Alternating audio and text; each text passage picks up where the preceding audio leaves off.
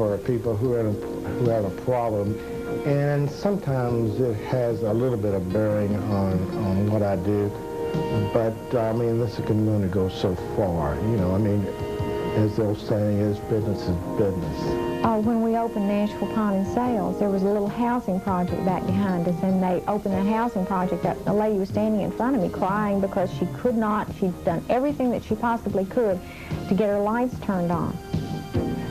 When I stood there and I took her off to the side and I'm talking to her, I found out she has no means of making money. She doesn't have a job. She's trying to pawn her child's bike that she's not going to be able to pick up. And she still didn't have enough money to get her lights turned on. So I would have done her an injustice, plus her child an injustice, if I'd taken the bike. It's difficult not to have emotion enter into it because I think everybody's emotional natured, and but you try to, as they say, business is business, and personal problems is a different situation. So the way we tend to go in that area is that if instead of letting a particular story influence our decisions, and when I say let emotion into it, what I'm thinking about in particular is, do we loan him more than we would normally? Do we loan him less than we would normally? What do we do in that area? And I would say that instead of emotion, I would say we look at things like,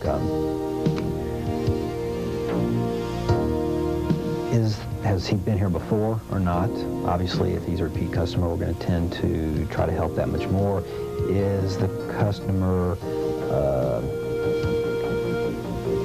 the type who has promised for our store, in the sense that maybe he's somebody who just got laid off instead of a continual unemployed individual, that if we take care of him in this particular instance, that he may come back to buy and to refer.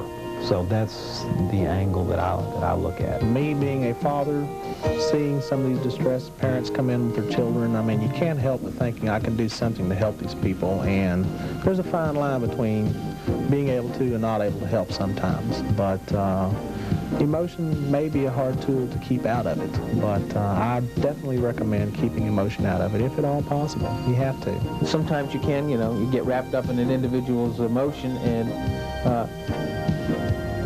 we're only human,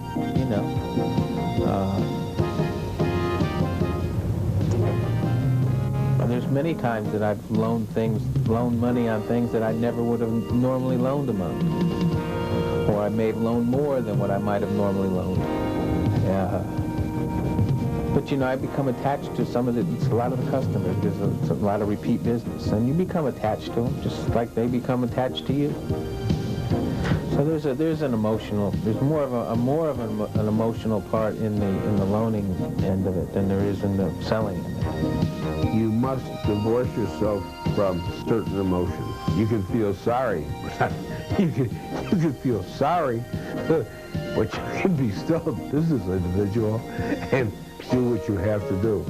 I mean, you can have emotion, and you can feel sorry for them, and you can shed a tear. But that isn't the way life is. As always, you should follow your employer's guidelines when dealing with this difficult subject of emotional distress. But probably the best general guideline comes from pawnbroker Joey Chait. Number one, always try to make the customer feel that he's being treated with dignity and respect. Don't ever make a customer who's coming in to borrow money feel that he's not being treated properly, because first off, this guy is here, he's got a problem just by walking into you. He's doing a couple of things by walking into you. Number one, he's admitting to himself that he can't go into a bank and borrow money. Number two, he's putting himself in your hands in that he's going to give you his jewelry and hope that he gets back his same jewelry. The second thing that we try to tell our people to think of when they're dealing with customers, the customer is always right. It sounds trite, but it's true. Your customer, he's the lifeblood of your business. Without your customer, you don't have a business. So he's got to be right. He's got to be treated with kid gloves. If you don't treat this customer right, he's not going to come back to you. The best reason for treating people well is you never know for sure who you're dealing with. You can't tell from looking what your customer's situation really is. You shouldn't jump to any conclusions about their financial circumstances until they tell you themselves. It's hard to size up a pawn customer. You can go by what they say. You can't go by dress. You can't go by whether they look like they have money or they don't have money, because you don't know. Well, that's kind of the company joke around here. It's easy to have first impressions with everybody walking in the door. And what I try and tell the employees is don't judge a book by its cover. Some of our largest sales have come from people who walked in the store and looked like they didn't have a dime in their pocket. There's always a clientele for pawn shops. I mean, and the amazing part about the clientele for pawn shops, it's such a wide range. You got the low-income people that need desperate help, and it helps tie them over. And you'd be surprised at the money people that use pawn shops. People that's got money. I have a customer, used to have a customer, he doesn't come in here anymore, that owned horses out of New Orleans. He used to come down here when the season opened, the racetrack opened, used to pawn a diamond ring with me. This is the money he used to bet on the horses. If he won, he'd get it out at the end of the season. If he lost, his sister would get it out at the end of the season. However, at the risk of seeming cynical, we'd like to add, don't be a sap. Don't be a sucker. As any pawnbroker will tell you, things are not always what they seem. We have people whose mother dies every other week.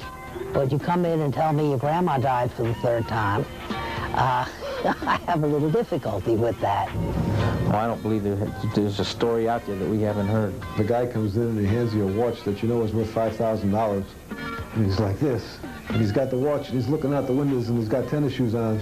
That's a sure sign there's something wrong.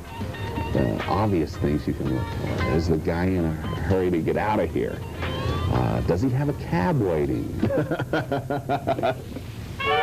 That last comment was from pawnbroker Michael O'Neill, owner of the Happy Hocker Pawn Shop in Fort Lauderdale. For our final educational field trip on this tape, let's drop in on the Happy Hocker and see how they do things.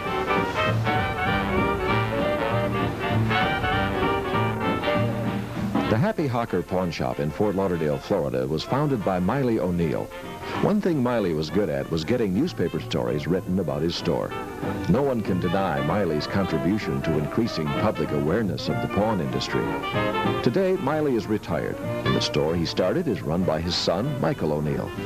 Michael has a softer, quieter management style. He is also a man with a wonderful, dry sense of humor. You never quite know when he's kidding. I think people come here because they know they get a fair shake. Competition, I think it just helps us get our word out quicker that we're not a bunch of crooks. I mean, if they don't stop, and they just need to stop in a pawn shop one time, and somebody needs to show them what the business is all about, and then they go from pawn shop to pawn shops. Our customers, I think, as a whole, always shop around, whether they're buying or selling, because you never know what you're going to find in a pawn shop.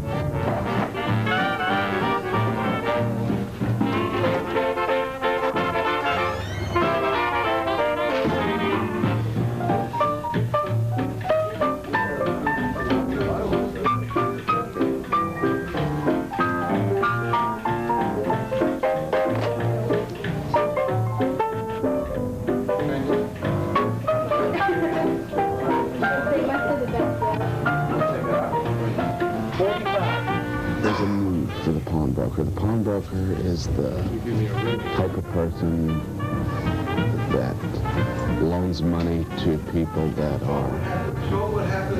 just don't have the gold card, or maybe he doesn't even have a checking account. The pawnbroker helps the person that needs quick cash. Probably under 25.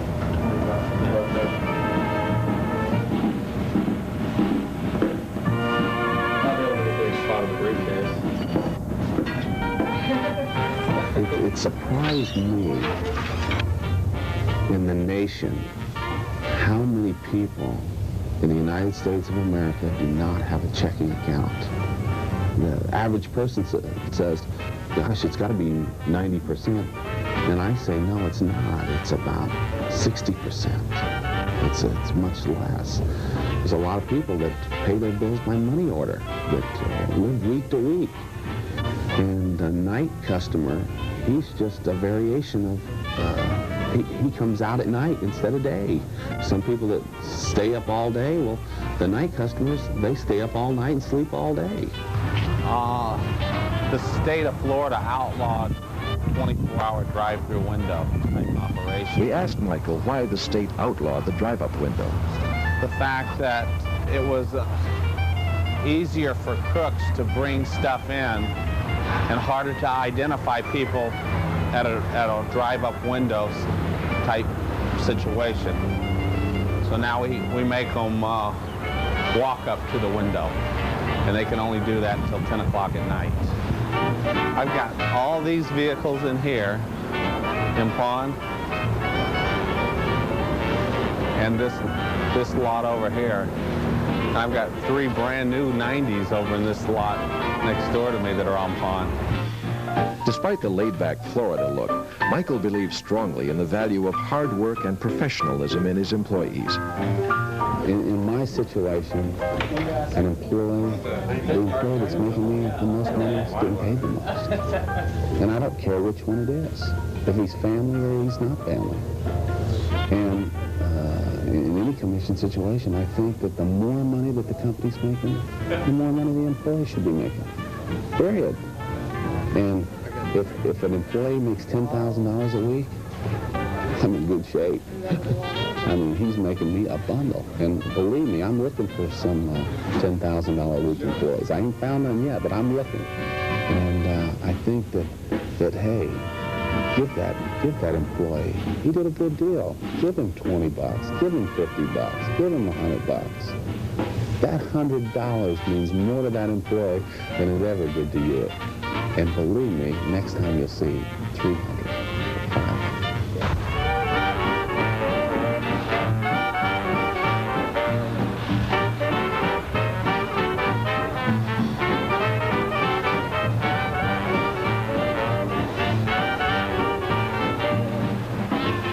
In 1987, the Happy Hawker made an incomplete attempt to go public, to raise capital by selling shares on the open stock market. The biggest problem we had was the fact that we were supposed to go public. We were supposed to go out on the market November the 1st, 1987. October 17th, 1987, the market had a little bit of problem and fell a few points, and November 1st was just not a good time to go out. Well, in fact, it bankrupted a few people, and this one went out, and this one went out, and at that point, going public wasn't the best thing in the world anymore. So, no.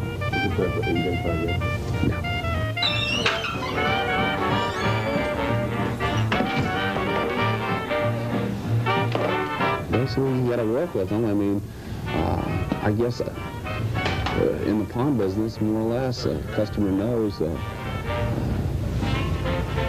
they'll try anything when they come in here. And most of your customers that are repeat know the procedures, know the routines. It's the first time ones you have to educate to the fact that we've been around, we're not naive. And that's one of the things you do have to teach an employee.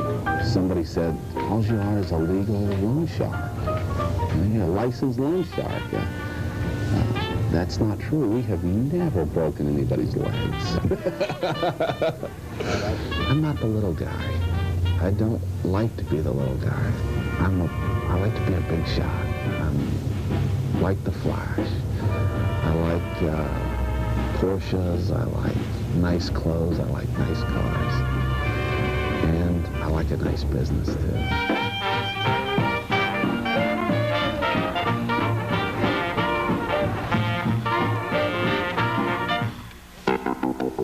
We've come to the end of this particular tape now.